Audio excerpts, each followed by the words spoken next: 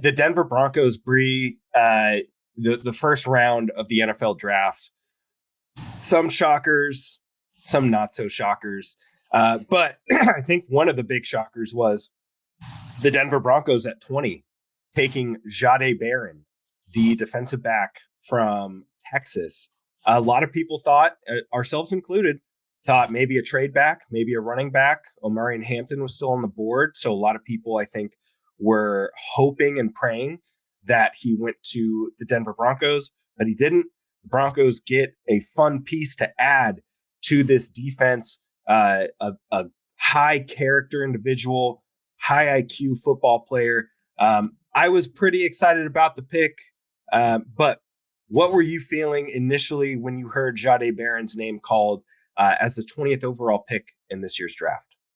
Well, I think Mario had just gotten off the phone with you at the LTB draft watch party, right? So I was like, oh my God, Mario, do you still have Pat on the line? Because I don't know if you remember this, but I had made it was an off the cuff comment of what if they just went defense? What if they went secondary? What if they went cornerback? Because that would just be where they're at in a position as the Denver Broncos presently stand is they had the flexibility to make this pick.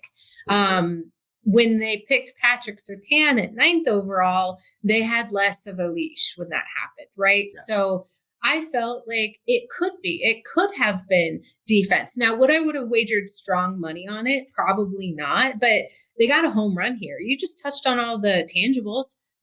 Super stand-up individual, and now you've got an absolute lights-out defense. And I know there was other positions of needs. Like we've been talking about tight end and running back for God knows how long. But when a player of that caliber falls to you, you don't have the option to pass that up. You take him. And I think that Jahdae fits the defense nicely. I think the versatility is the theme of the evening and the 3-day weekend for Sean Payton, because Barron's going to be able to play multiple spots, and he's going to take away any of those weak and pain points that were in the secondary. It's hard to imagine, but they were there, right? And they were felt at really inopportunistic times where if you know an opposing team is going to avoid Patrick Surtain with everything that they can, Barron allows them to really sweat it out some more, right? I could see him being a turnover machine just due to his skills in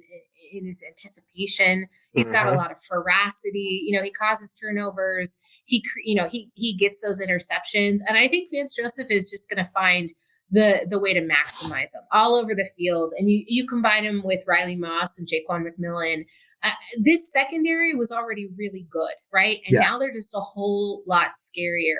And that just is an emphasis on what this Denver Broncos team was able to do. You get your franchise quarterback, you take care of what was plaguing this team the most, and now you're making your defense better, which I don't know if people were upset with this pick because it wasn't an offensive weapon.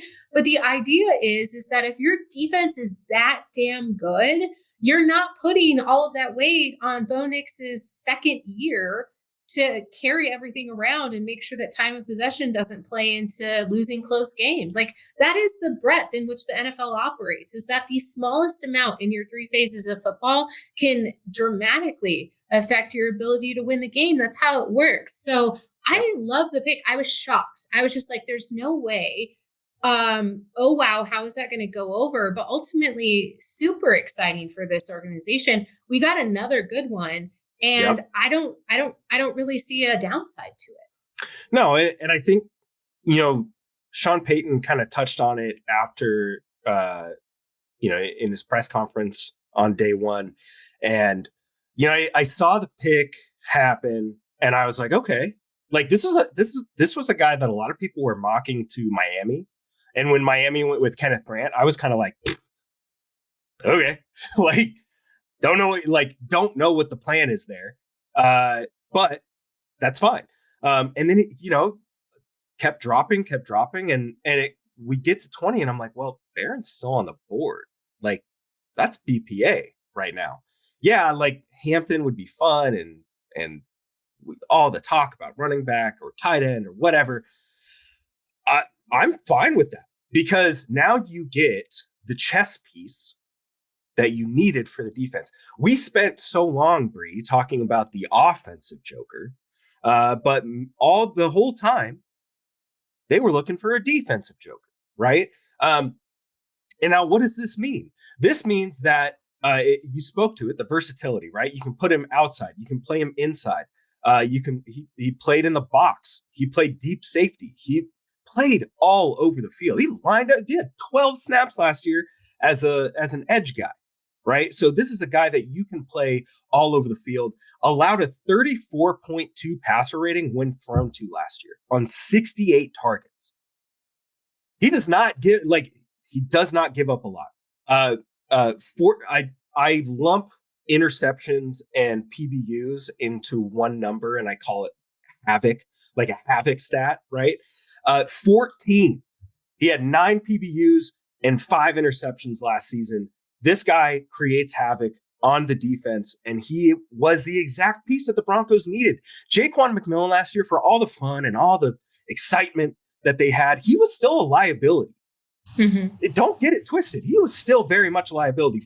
Over 400 yards after the catch last year. Not just giving up, but after the catch. That's a big area of concern. So what you're going to get in Jahdae Barron is you're going to get a player that you can essentially put in that spot who is not going to give up those big plays, who has the IQ and the wherewithal to play the run, to play the screen game. The NFL is getting so into these swing screens and smoke screens and everything going to the outside. This is the perfect guy to have in this spot where you can just put a group of Moss, Surtain, Barron, Hufanga, Jones out there. That's a deadly group right there. And this guy can tackle. He is a very sound technical tackler. I love his game. I think this was a great pick by Denver. I don't think it was a panic pick like a lot of people in the media might say. But that's ridiculous. I'm sorry. It is ridiculous. That is ridiculous because you're telling me that is the only justification for this. Patrick Mahomes hated the inevitability of playing Justin Simmons twice a season because that was his kryptonite, right? Yeah. I know a lot of Broncos country may be upset that they have to see Omarion Hampton on the Chargers, Ashton Genty on the Raiders, 2 times a year and feeling that FOMO when it comes to that. But you know what I would rather have?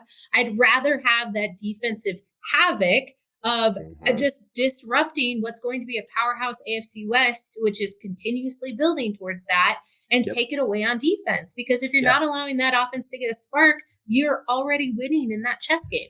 Back to your part, that's ridiculous. It is. And it reminds me a lot of the Patrick Surtain draft where, it's quarterback, had to be quarterback, had to be Justin Fields. It can't go any other direction.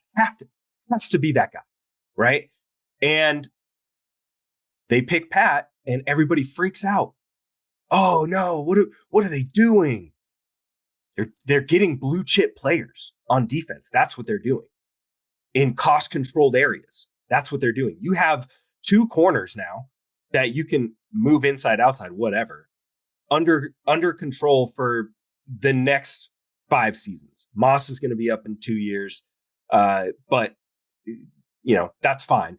But then you have Barron. If you want to move on from Moss down the road, you've got his replacement already. So you're just adding more talent to the defense. That was very good, but let's not kid ourselves. This defense struggled at the end of the season. They struggled bad. And it's okay to want to make that better. They made it a priority in free agency. They sign a linebacker. They sign a safety. They bring DJ Jones back. Those are priority signings. And then you go and draft a guy who's also going to make this defense better. The number one thing that can help a quarterback, is not just a running back. It's not just a star wide receiver. It's not just a franchise left tackle. It's a good defense.